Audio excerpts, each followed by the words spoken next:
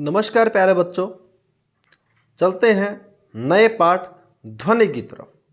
तो सबसे पहले बात करते हैं ध्वनि होती क्या है। तो ध्वनि के बारे में अगर मैं आपको बात बताऊं तो ध्वनि जब कोई चीज़ में कंपन होता है तो ध्वनि उत्पन्न होती है। लेकिन अगर पूछा जाए आपसे कि ध्वनि कैसे उत्पन्न होती है तो किसी वस्तु में कंपन जो होते हैं उससे ही ध्वनि उत्पन्न होती है। लेकिन हमारा प्रश्न क्या है, ध्वनि है क्या। तो ध्यान रखना, ध्वनि एक प्रकार की ऊर्जा है जो हमें सुनने में सहायता करती है। यानी ध्वनि एक प्रकार की ऊर्जा है जो हमें सुनने में सहायता करती है, उसे हम ध्वनि बोलते हैं।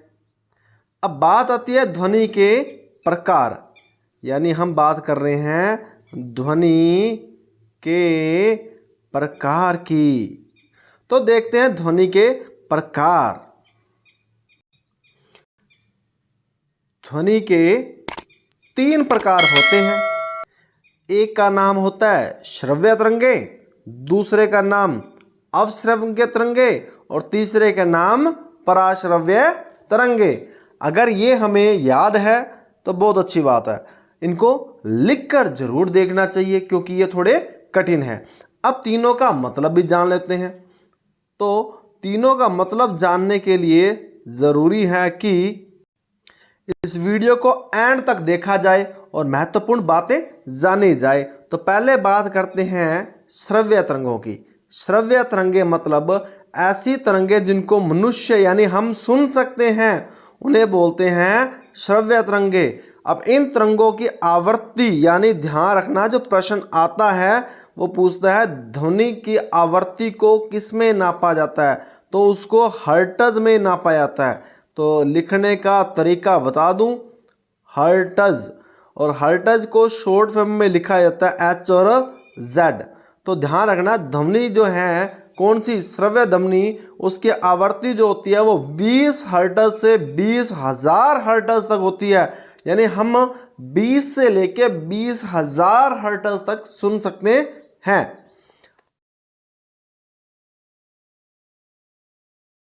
आती है ध्वनि के दूसरे भाग की। तो ध्वनि का दूसरा भाग जो है वो कहता है किसको, अवश्रव्य ध्वनि को। किसको, अवश्रव्य ध्वनि यानी कि तरंगों को।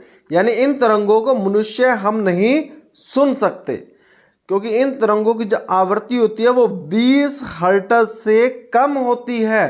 किससे, 20 हर्ट्ज से कम होती है, इसलिए हम इन तरंगों को नहीं सुन सकते। अब तीसरी आती है, इसका नाम है पराश्रव्य तरंगे। क्या नाम है इसका, पराश्रव्य तरंगे।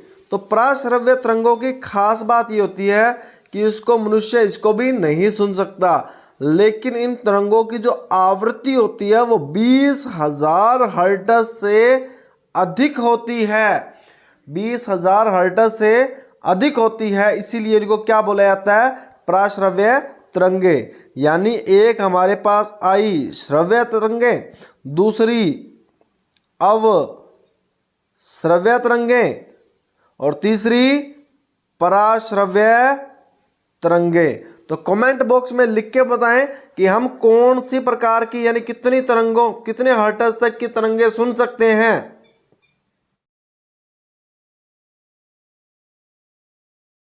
तो बात चलती है पहले प्रश्न से। वो कहता है कि वाग ध्वनि यानी कि जो बोलते हैं और जिसकी आवृत्ति न्यूनतम होनी चाहिए। तो ध्यान रखना, जिसकी आवाज होगी भारी उसकी आवृत्ति होगी कम। तो इसका जो उत्तर आएगा वो आएगा पुरुष, यानी पुरुष की आवाज की जो आवृत्ति होती है वो सबसे कम होती है। अब बात करते हैं सत्य असत्य की। तो देखो इनमें से कथन सत्य है या असत्य है। ध्वनि निर्वात में संचरित नहीं हो सकती, तो ये बात सत्य है। ध्वनि किस किस में चल सकती है? ध्वनि चल सकती है हमारी ठोस में, द्रव में और गैस में चल सकती है, लेकिन किस में नहीं चल सकती? हमेशा याद रखना, निर्वात में नहीं चल सकती, निर्वात में नहीं चल सकती। तो दूसरा जो प्रश्न आता है, किसी कंपित यानी कंपन करने वाली वस्तु में प्रति सेकंड होने वाले दोलनों की संख्या को इसका आवर्तकाल कहते हैं। आवर्तकाल नहीं कहते, इसको बोला जाता है आवृत्ति। क्या बोलते हैं इसको? आवृत्ति। यानी किसी कंपित वस्तु के प्रति सेकंड में होने वाले दोलनों की संख्या उसकी आवृत्ति कहलाती है। इस तरह हमारा ये उत्तर जो हुआ वो क्या हुआ? फॉल्स, यानी कि असत्य हुआ। यदि कंपन का आयाम अधिक है तो ध्वनि मंद होगी।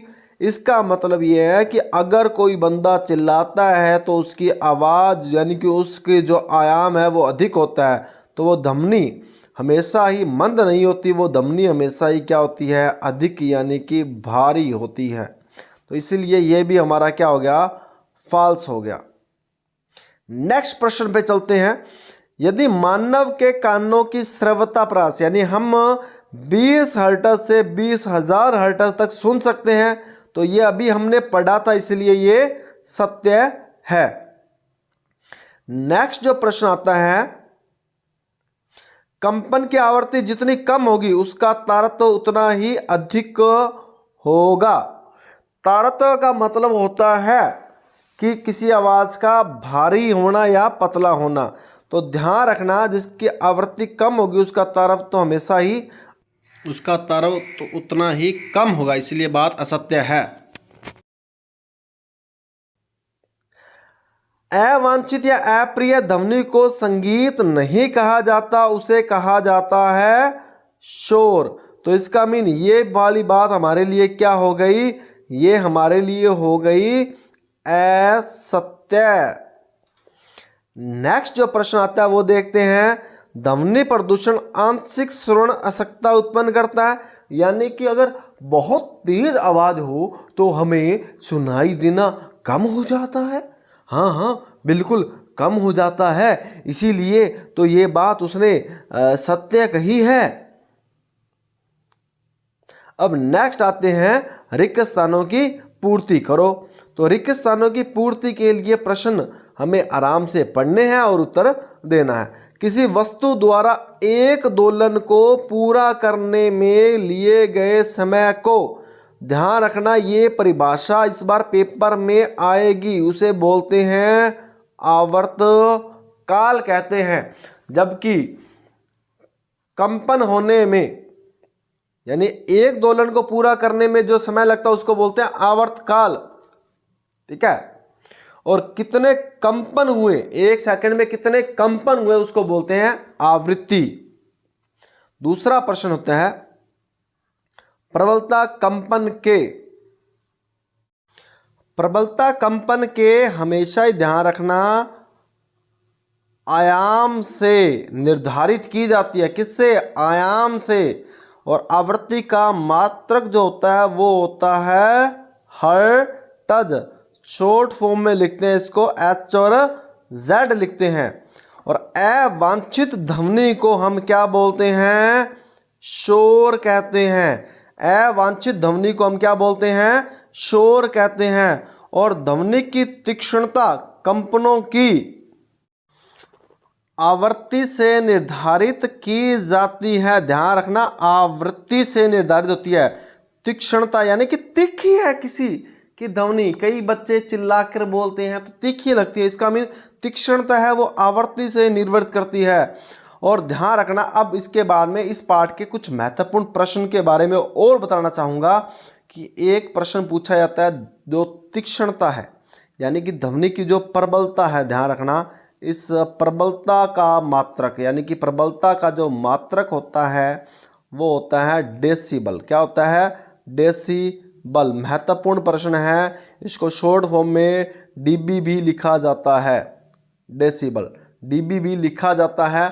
डेसिबल याद रखना है, प्रबलता का मात्रक है, जबकि ध्वनि का मात्रक जो होता है वो होता है HZ यानी हर्ट्ज होता है। यानी आवृत्ति का पूछा जाए तो हर्ट्ज है और प्रबलता का पूछा जाए तो डेसिबल है, यानी हम कितने डेसिबल तक सुन सकते हैं।